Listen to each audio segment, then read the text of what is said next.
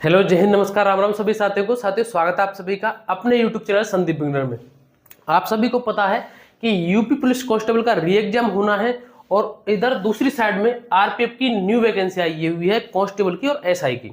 तो आप में से बहुत सारे भाई बहनों का सवाल है, अगर नहीं भी है तो मैं आपको बताना चाहता हूं कि अगर आपकी इनमें से जॉब लग गई दोनों में, या दोनों में नंबर आ गया, या आप में से जो कुछ पूछ रहे हैं वो ये पूछ रहे हैं कि भैया इनमें से बेस्ट कौन सी है, तो उसके ऊपर बात करेंगे। जो हमारे जीवन में जो बेसिक चीजें होती हैं या जो सबसे ज्यादा जरूरी चीजें होती हैं उनके ऊपर बात करेंगे। उससे आप अंदाजा लगा सकते हैं अपने लिए कि हमारे लिए कौन सी जो है कि बेस्ट जॉब रहेगी। ठीक है, देखिए सबसे पहले हम बात करते हैं आरपीएफ की, इधर करेंगे, और यूपी पुलिस की इधर करेंगे।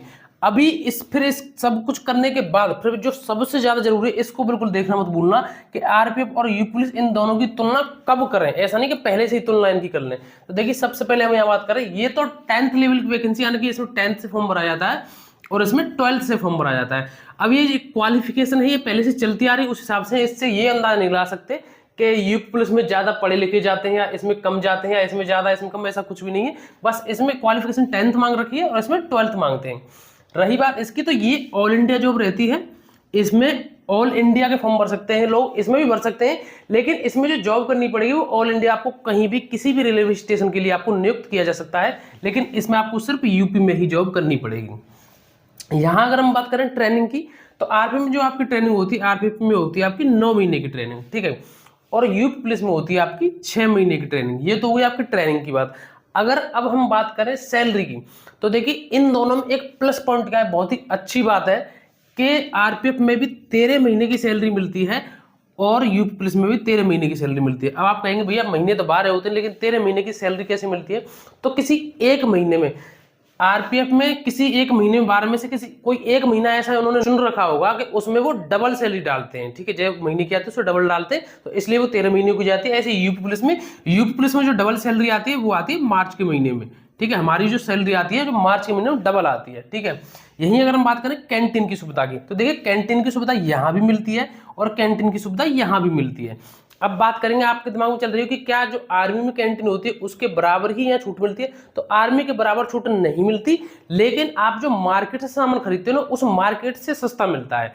आर्मी से तो थोड़ा ज्यादा महंगा मिलता है, आर्मी और ज्यादा सस्ता मिलता है, लेकिन आपकी जो नॉर्मल मार्केट है, हमारे आपके घरों के आसपास जो सिटी में जो मार्केट रहती है, उससे कहीं यहाँ ज्यादा सस्ता मिलता है। ठीक है, तो ये रही कैंटीन की बात। अगर हम बात करें सैलरी की, तो आरपीएफ की और यूपी पुलिस दोनों की ट्रेनिंग करने के बाद इन हैंड सैलरी जो आपकी ट्रेनिंग खत्म हुई उसके बाद आपकी जो सैलरी आरपीएफ बनेगी 40 से 45 हजार तक। ठीक है, और यही अगर हम बात करें यूपी पुलिस की, तो इसमें आपकी 30 से 35 हजार तक बनती है। ठीक है, तो ये आपकी सैलरी की बात। अब हम बात करते हैं पढ़ाई के लिए जिस समय, क्योंकि बहुत सारे भाई बहन ऐसे होते हैं जो पढ़ाई के लिए पहले से सोचते हैं कि हम इसमें सिलेक्शन तो ले लेंगे, लेकिन इसके बाद भी हमें पढ़ाई करनी है। तो देखो मैं आपको बताऊं, यहां अगर हम आरपीएफ की बात करें, तो यहां अगर ड्यूटी की बात करें तो यहां 8 घंटे की ड्यूटी रहती है, उसके बाद आप पढ़ाई कर सकते हैं, यानी कि इसमें आपको पढ़ाई के लिए समय मिल जाएगा।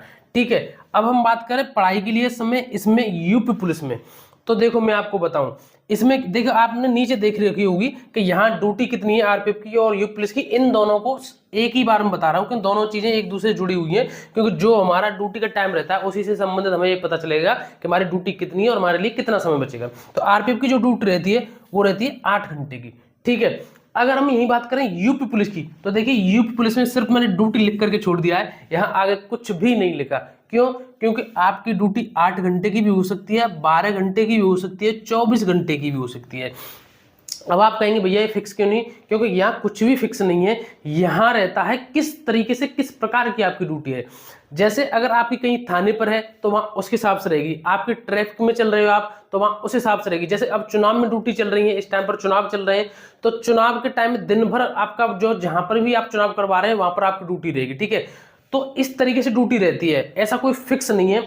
रही बात यहाँ पढ़ाई के लिए, देखो मैं आपको बता दूं, तो वो ड्यूटी के हिसाब से ही है। अगर आपकी ड्यूटी ऐसी है कुछ ड्यूटी ऐसी भी होती है जो 2-3 घंटे में ही खत्म हो जाती है। जैसे कोई आ रहा है मानो, तो आपकी ड्यूटी लगा दे कि वो वीआईपी आ रहे हैं और वो आएंगे तब से लेकर के वो जाएंगे तब तक आपकी वह ड्यूटी है। तो वीआईपी आए, 1 घंटा उनको आने में लग गया, 1 घंटे उनकी कोई मीटिंग थी वो हो गई, तीसरे घंटे में वो मतलब दूसरे तीसरे घंटे में वो वहां से अपनी मीटिंग खत्म करके चले गए, तो आपकी ड्यूटी वहां खत्म हो गई। तो ऐसा भी देखा जाता है, ठीक है। तो इस तरीके से ड्यूटी यहाँ पर कोई फिक्स नहीं, कम भी लग सकती है, ज्यादा भी लग सकती है, पूरा पूरा दिन निकल जाता है। तो उस हिसाब से पढ़ाई के लिए ड्यूटी के हिसाब से यहाँ सब कुछ मतलब ये सिस्टम रहता है। अगर आपकी ड्यूटी ऐसी है जिसमें आपको 8 घंटे ड्यूटी देनी पड़ रही है तो उसमें आप पढ़ सकते हैं। जिस दिन आपकी ड्यूटी ज्यादा लग गई तो उस दिन आपके लिए पढ़ाई के समय नहीं मिल पाएगा। अगर मैं आपसे अपनी बात करूं तो देखिए, मैं इस टाइम पर मेट्रो में चल रहा हूं। आपको पता है एनसीआर में मेट्रो है, नोएडा की मेट्रो में हूं मैं इस टाइम पर, और मेरी जो फिक्स जो ड्यूटी है वो 8 घंटे की है, और मेरी फिक्स ही है 8 घंटे। और ये आज से नहीं, ये कई सालों से मैं इसमें ही हूं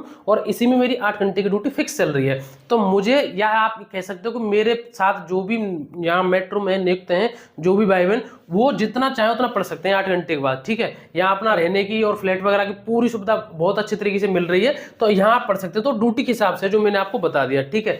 यहाँ पर आपको 8 घंटे की ड्यूटी करने को मिलेगी और यहाँ आपको पढ़ने को समय यहाँ तो मिलेगा ही मिलेगा, ठीक है।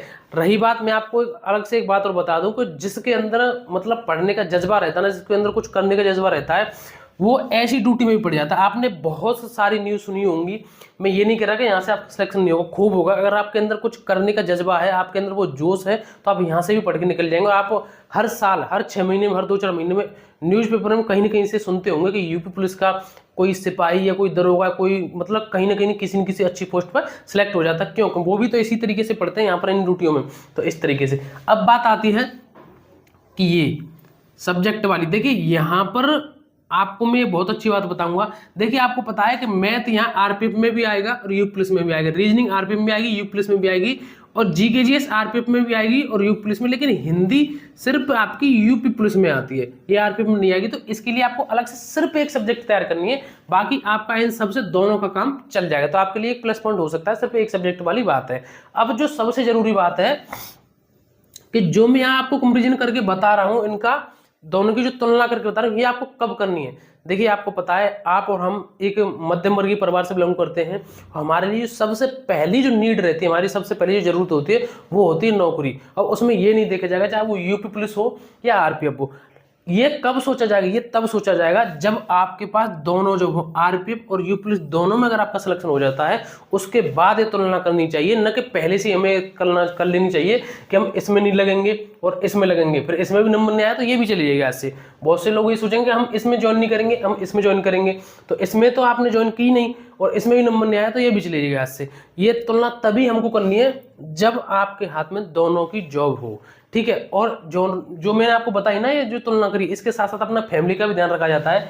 जैसे आपने आरपीएफ में कोई ऐसा जोन भर दिया कि जो साउथ का है और रहने वाले आप नॉर्थ के हो, तो आपको बहुत ज़्यादा प्रॉब्लम होगी, क्योंकि आपको पता है फैमिली इतनी ज़्यादा साथ नहीं रख सकेंगे या घर इतना आना जाना नहीं होगा, लेकिन यहाँ से इतना हो सकता है। तो ये सारी चीज़ें ध्यान रखनी होती है। लेकिन अगर आप आरपीएफ में आपके जोन के आसपास है, कहीं भी इस तरीके के जोन मिल जाता है जो आपके घर से नज़दीक मिलेगा आपको, तो वो आपके लिए फिर बेस्ट रहेगा इस वजह से। तो ये आप अपने हिसाब से देखें, बाकी मैंने जो आपको बता दिया। लेकिन ये तुलना तभी करनी है हमको जब हमारे पास दोनों की जॉब हमारे हाथ में आ जाए, ठीक है। तो साथियों, ये सारी जानकारी थी। और भी आपको कोई डाउट रहता है कमेंट करके जरूर बताएं, ठीक है। अपनी अच्छी तरीके से तैयारी करते हैं। हमारा टेलीग्राम ग्रुप है, उसको ज्वाइन कर लें, उसको जो लिंक है मैंने डिस्क्रिप्शन में दे दिया है। वीडियो को एक बार लाइक कर दें अगर वीडियो अच्छी लगी हो तो, चैनल को कर दें सब्सक्राइब अगर आप हमारे चैनल पर नए आए हो तो। अब मिलेंगे अगली नई वीडियो में एक नए टॉपिक के साथ। जय हिंद, नमस्कार, राम राम।